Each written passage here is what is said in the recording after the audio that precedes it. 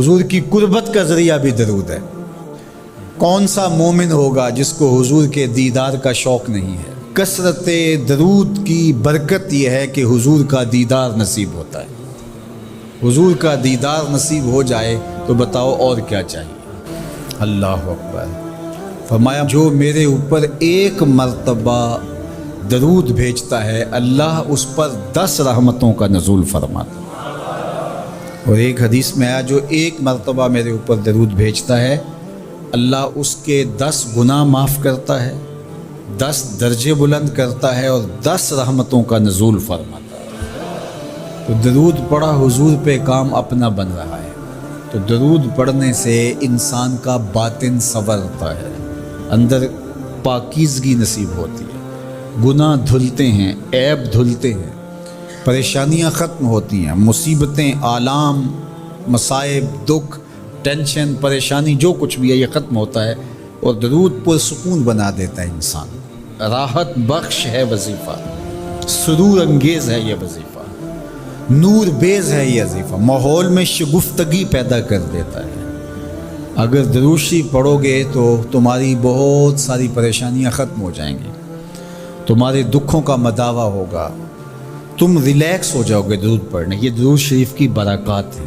ایک مرتبہ درود پڑھنے سے 10 رحمتیں نازل ہوتی ہیں، اور جو بار بار حضور پہ درود پڑھتا ہے تو بتاؤ کہ کتنا بڑا ذخیرہ رحمتوں کا اس کے اطراف میں پھیل گیا۔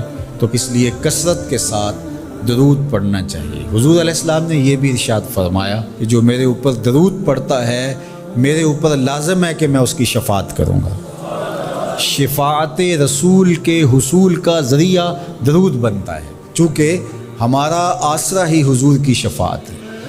وہ دامن شفاعت کھولیں گے تو ہم گناہ گاروں کا کام بنے گا، اور وہ نصیب کیسے ہوگی حضور علیہ السلام کی شفاعت؟ کثرت درود سے۔ یہ بھی ارشاد فرمایا آقا کریم نے قیامت کے دن میرے سب سے زیادہ قریب وہ ہوگا جو کثرت کے ساتھ میرے اوپر درود پڑھنے والا ہو۔ اللہ کا فرشتوں کی مجلس میں حضور کی ثنا کرنا یہ درود ہے۔ حضور کی مدح فرمانا، محبوب کی شانوں کو بیان فرمانا۔ یہ صحیح بخاری میں صلاۃ کا ترجمہ حضرت ابو العالیہ رضی اللہ تعالی عنہ سے کیا گیا ہے۔ تو پھر درود کا مفہوم بہت وسیع ہے۔ حضور کی مدح و توصیف، حضور کے حسن کا بیان، حضور کے خصائل کا عنوان، آقا کریم کے شمائل کا تذکرہ، حضور علیہ السلام کے فضائل کی باتیں، حضور کی عظمتوں کا عنوان، یہ سب کچھ درود کے زمرے میں آتا ہے۔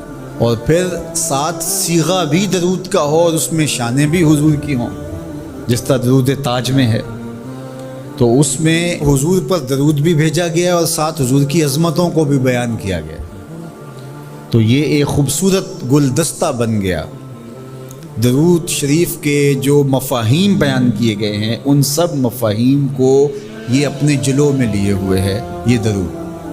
تو کثرت کے ساتھ حضور علیہ السلام پر درود پڑھنے کی تلقین فرمائی گئی۔ حضرت ابی بن کعب رضی اللہ تعالیٰ عنہ فرماتے ہیں کہ آقا کریم نے ترغیب دی درود شریف پڑھنے کی، باقی امور اور عبادت، ذکر فکر تو میں نے عرض کی۔ ارشاد فرمائے کہ میں آپ پر کس مقدار میں درود پڑھوں، کتنا وقت، کتنا درود پڑھوں؟ تو آقا کریم نے فرمایا ماشیتا، جتنا تم چاہو۔ فرماتے ہیں میں نے کہا میں 1/4 حصہ درود پڑھوں گا، باقی 3 حصے دیگر عبادات اور دیگر وظائف اذکار بجا لاؤں گا۔ فرمایا جس طرح تم چاہو، جو تمہاری مرضی، لیکن اگر درود کی مقدار کو بڑھا دو تو تمہارے لیے بہتر ہوگا۔ تو میں نے کہا النصف، میں آدھا وقت درود پڑھا کروں گا اور باقی چیزیں باقی آدھے وقت میں کروں گا۔ فرمایا جس طرح تم چاہو، لیکن اگر درود کی مقدار کو بڑھا دو تو تمہارے لیے بہتر ہوگا۔ میں نے کہا کہ حضور میں 2 حصے درود پڑھوں گا اور 1 حصہ باقی وظائف اوراد بجا لاؤں گا۔ فرمایا جیسے تمہارا دل چاہے، لیکن اگر تم درود کی مقدار کو بڑھا دو تو تمہارے لیے بہتر ہوگا۔ فرماتے ہیں میں نے کہا حضور میں پڑھوں گا ہی درود، سارا وقت میں آپ پہ درود ہی پڑھتا رہوں گا۔ فرمایا پھر تمہارے سارے دکھ، تکلیف، اذیتیں، پریشانیاں، اس کے لیے یہ درود کفایت کرے گا اور تمہارے گناہوں کی مغفرت فرما دی جائے گی۔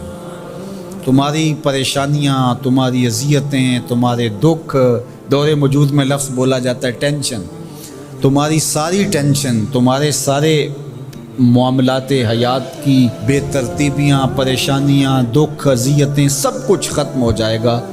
درود سب دردوں کا مداوع ہو جائے گا، سب دکھوں کا علاج ہو جائے گا، سب پریشانیوں کا حل ہوگا، سب مصیبتوں کا مداوع بن جائے گا، اور ساتھ ساتھ تمہارے گناہ بھی بخش دیے جائیں گے۔ تو درود جتنی کثرت کے ساتھ پڑھا جائے اللہ کی اتنی ہی رحمتیں نازل ہوتی ہیں۔ تو باقی وظیفے، باقی اوراد وہ بھی فضل و شرف والے ہیں، لیکن حضور نے فرمایا کہ پھر تمہارے لیے ایک درود ہی کافی ہو جائے گا۔